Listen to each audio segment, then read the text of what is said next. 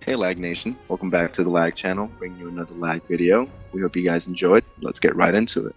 Hey guys, it's Matarbuckle, and welcome back. I hope you enjoyed this 4-part series on what we want to see in Halo Infinite so far.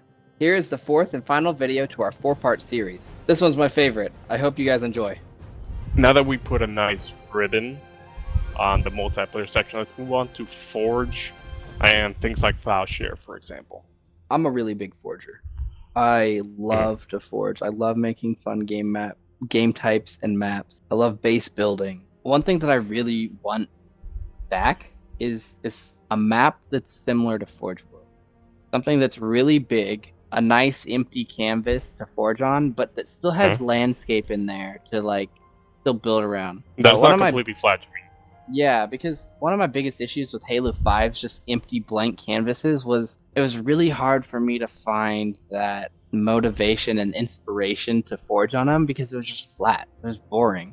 And the land pieces that they give us, the natural formations and stuff they give us, just were really hard to use and make look natural. I would say that Halo 5 did a really good job of adding a lot of weapons and vehicles into the game. Not all the variants of the weapons, but actual different weapons that were in other games and stuff. But I would love to see a Halo game that literally has every single vehicle and weapon that has been in another Halo game. Maybe not all the ones from Halo Wars, but even some of those would be cool to see in the game.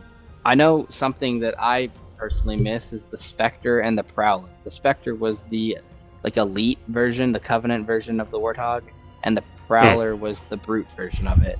Basically the same vehicle, it was just the turret was in the front of the Prowler and the turret for the Spectre was in the back. That's the only difference on them pretty much, and the color, but that's something that I would love to see back into the game. And the Chopper from Halo 3. That was so fun to just boost into Warthogs and blow them up. That was awesome. I would also love to see some of the UNSC flying vehicles that have just shown up in one game and then disappeared. Like the Hornet was in Halo 3. It appeared in the background of a map on Halo 4, but it hasn't been in a game since Halo 3 that you've been able to drive it. And not that I love the Hornet or anything, but I'd love to see that back in the game just as an option for people who do like it. I personally love the Falcon from Halo Reach, and I would love to see that back. You know, if the issue is that it doesn't make sense lore-wise, it would have been different by now, they would have discontinued it, they can make an upgraded version and essentially have the exact same people. Pelican. I'd love to see a flyable Pelican, Phantom, Spirit. Those things would be awesome to have in the game. And we know that they're possible because we've seen it in games before as Easter eggs in Halo Reach, or in Halo 4 as a mission where you drive a Pelican. So for the Halo Reach mods, you can add in frigates and corvettes and all these big giant spaceships that you're able to drive, or fly, I guess. They have the Seraph from the campaign in there, they have the Saber from the campaign. Just all these really, really cool things that we'd love to see back in a Halo game that are just there to forge with from the beginning. And there's features from other games that we'd also like to be brought back. Good example, Halo Combat Evolved. Whenever you're in a Warthog passenger seat, you're in first person. You can even scope with weapons like the sniper rifle. Also, for example, the Scorpion tank. Riding on the side of it, you can see it in Halo 1 and again in Halo 3 ODST.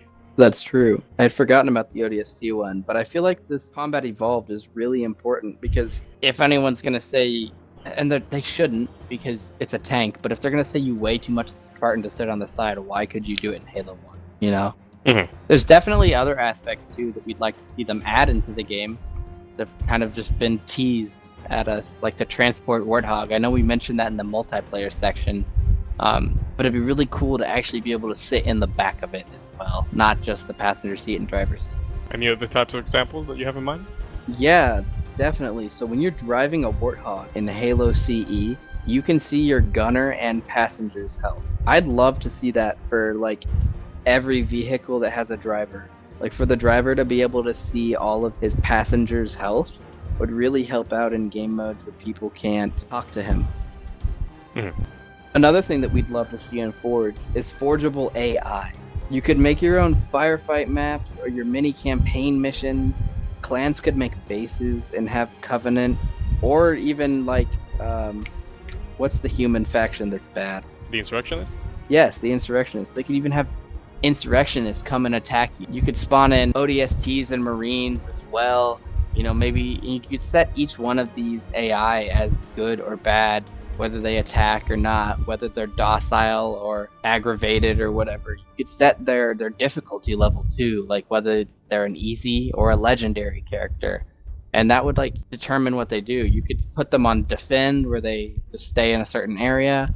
You can make them completely still, or you could have them spawn in and then attack an area. So basically you'd have to put in their spawn point and their end point, and at their end point I guess they would just defend it. So they would get to the end point and defend, which is I guess how you would make them attack a base. It'd be really cool to see that in a game. I can just imagine clans having, you know, their base, and they're having a meeting or something, because I know some clans like to have in-game meetings, and then they'll have like certain people out guarding the base, and they could have a firefight match going on outside while they're having a meeting. That'd be really cool. Think of the machinima possibilities too, Rob. People could make machinimas with this, have their little campaign missions, and it would just be really interesting to see. Of course. Now, are there any other type of upgrades you'd like to see? Or maybe a change in the UI on Forge? Something that will make it easier to, or more streamlined. I think something that Halo 5 did really well. They put in the option to build structures, glue them together, and then save that as a preset. That was a really good idea, because then you could make things on one map, save it to your preset, and then maybe put it into a completely different map later on. That pretty much wraps it up for Forge, though, unless there's anything you wanted to see that I'm missing. No, Maybe some better lighting options. Definitely there. Lighting kick was a little bit rudimentary, I might even say, for Halo 5. Obviously, there's limitations to what the console can do and how the servers can handle that sort of thing. Something I'm hoping that is going to change now with the new game. Yeah, definitely. Yeah. Let's move on to file share and file browser. Really nice subject, actually. Yeah. Since we're talking so much about clans, communities, custom games, I think that is a huge necessity, a must, if we want Halo to thrive. We saw it in Halo 5 that there was no file share or anything like that, and it's hard to do custom games if that's not a thing. You can't find these really fun game types or these really nice competitive or training maps that you can hone your skills or just have a fun afternoon or evening with your friends, you know? Definitely. I would say Halo 5 did one thing right, and it's the file browser. Being able to go in there and find people who are playing custom games at the moment, and then just join some random person's custom or Forge game. I thought that was really good, and that's a definite must to come back. They need to add file share back, and say you've played 10 custom games, or you've played 10 games in general. You go back to your file browser, and you can see those games you played, and you'd be like, man, 2 or 3 games ago I played a really fun game type. I want that. I want to have that for myself to play. So you could go down into your recents and download it and keep it.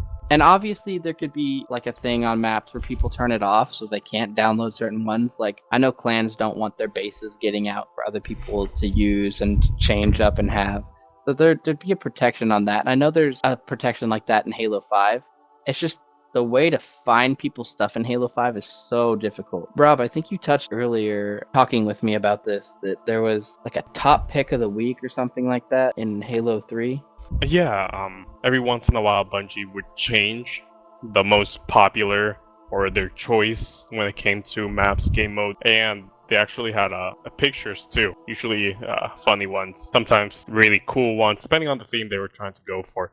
Similar to what Halo Waypoint does, like a community spotlight. So that would also be nice to be seen. Nice little detail, but not crucial. What would be crucial is that these things are there from day one. Definitely. Just like Forge. I think they definitely need to add in just a search bar. I mean, for those really popular game types, they're gonna be called the same thing. You had Speed Halo from Halo Reach. You just type that in. Jenga, Trash Compactor, Bull Run, exactly. A lot of them. You can just type those in, and you can search them up on there. Also, the top popular ones of the week or whatever, like he was saying earlier, just right there for you to download and play whenever. I think that would really bring the community together rather than forcing us apart and dividing everyone. But I think that's basically it on file share, unless you have anything else to add, Rob. No, I think that would be all on that topic. All right. So guys, that's going to be it for this 4-part video series. We really hope that you guys found these videos interesting. Let us know in the comments down below what your thoughts are on Forge for Halo Infinite, and what you guys thought of these videos overall. So that's going to do it for today. If you guys enjoyed the video, make sure to smash that like button. And if you haven't already, hit the subscribe button as well. And make sure to click the notification bell to stay caught up with all our juicy lag videos. Catch you guys next time.